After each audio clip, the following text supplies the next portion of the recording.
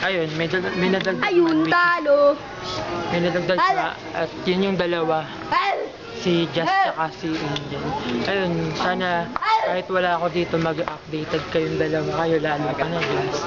Sana lagi pa rin mag-post kasi para mag-updated niya ako. Tapos ayun, kahit magkaiba yung oras natin, I believe naman na nandyan lagi si Lalay para mag-share. Katulad ng ginagawa niya